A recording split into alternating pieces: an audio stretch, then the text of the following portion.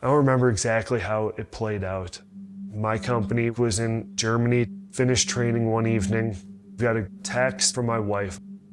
You need to call Krista, something happened to Mike.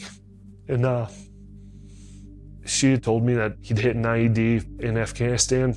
He was stable and that he'd be coming through Landstuhl, the big US hospital in Germany. I immediately went to my company, and just phenomenal leaders. They just said, you go take care of our brother. The news had gone from like Mike being hurt to we knew that Mike was gonna leave Germany alive. When Mike did arrive in Germany, I didn't leave Mike's side for, I don't even know how long. I just remember living in his hospital room with him. All I can think about was like this beautiful family he's got, these little boys that aren't gonna get to know. Aren't gonna get to know their dad. So we flew to Germany, and I just asked that I wanted to see Mike first, and alone. I asked if I could have like a washcloth just to clean him up a little bit.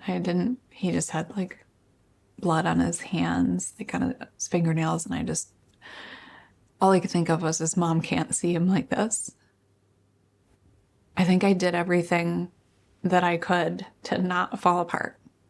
And so I just kept busy. And so that his family came in, and I begged to take all of their pain away to watch his family.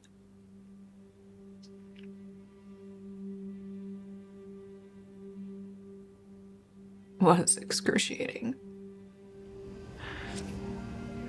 Walked in and saw him. I've done a lot of hard things. Ranger, Green Beret, Iraq, Afghanistan. That's the hardest thing I've ever done. I knew it would be a miracle if he were to revive and walk out of there. Seeing him like that really brought it home to me that, like, I'm probably gonna lose my brother. I laid there with him and prayed and played music, and I thought to myself, I could do this forever. If you just stay, I could do this forever.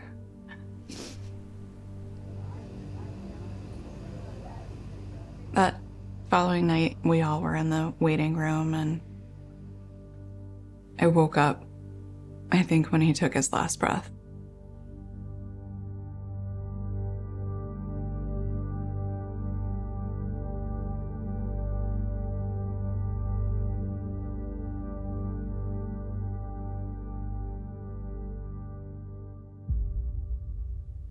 Before we went to Arlington, I had to tell the boys, or Michael, really. Gabriel was too little, but I said, do you believe in God? And he said, yes, of course I do, Mommy. I said, you know that Daddy's a soldier. Yes. I said, well, Daddy's gonna be God's soldier now. And he said, but I will miss him. He knew. I mean, he was 3.5. He knew exactly what I was saying. And I said, I will miss him too, but we're going to talk about him all the time, and we're going to look at pictures and videos, and we are never going to forget him.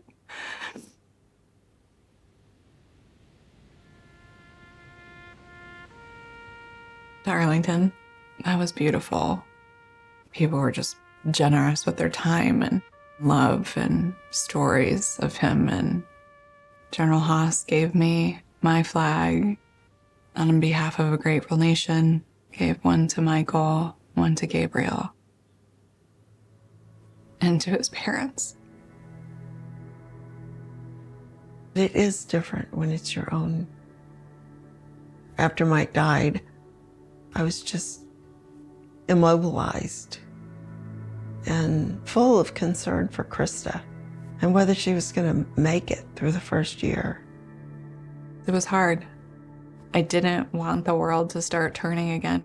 One day, I was at the Alden's house, Mike's company commander, Jamie Alden, and his wife, Susan.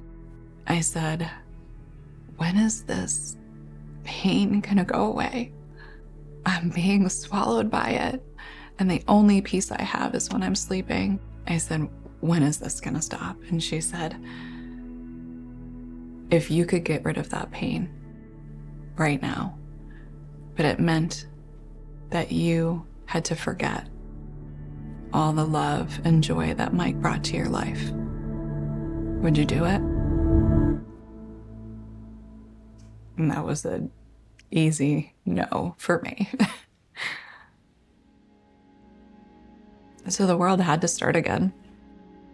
Thankfully, I had those spouses. I had my parents, his family, and our neighbors, Mike's battalion. And gosh, sometimes 50 people would show up who would bring food, and we would just laugh and cry. I got to hear the stories about Mike. They got to see Michael and Gabriel and share their stories with them.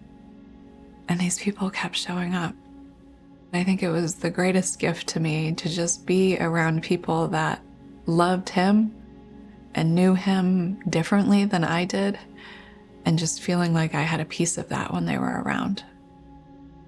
If you can keep your blinders off during tragic times, I think you can see all of the little things that God has placed along the way. My boss at the time, the team sergeant, came to me and he said, I need you to put together all of Mike's belongings.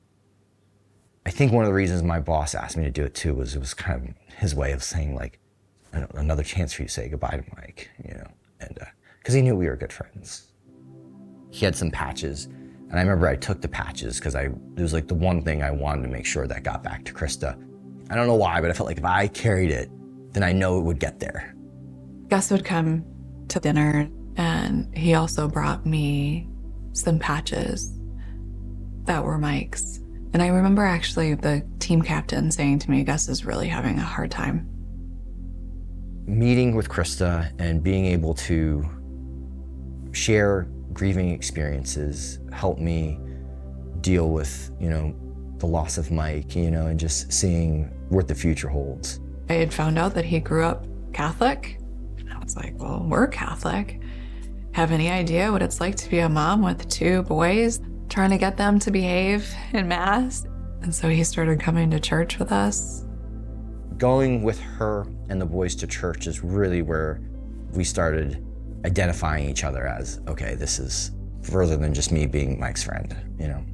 I loved being able to talk with Krista. I loved being able to hang out with the boys. And it reminded me of Mike, you know what I mean? I got to see little bits of him, and it was part of that healing process for everybody. And I also felt like I could really make a difference for Michael and Gabriel. Knowing that Gus could share Mike with us from a personal perspective, and that he would have, we call them daddy stories. Maybe not all of them are appropriate for the boys until they're 18, but the fact that he's never made us choose, it's the most selfless thing that I've ever witnessed.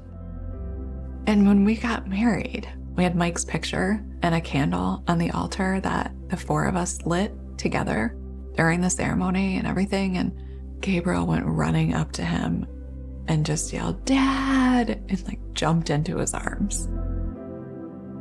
And that's how I knew that my kids were going to be okay.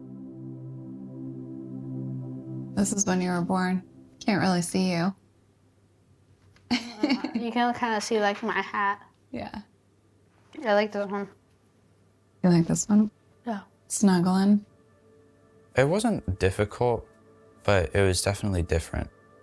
Like, we'd have pictures of Gus dad, and then next to pictures of Mike dad.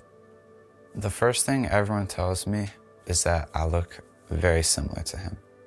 Mom will talk about him often, and we also have stuff to remember him by sitting around the house. It's like he's always been here. I always had pictures everywhere. I kind of laugh sometimes about the videos my mom showed me.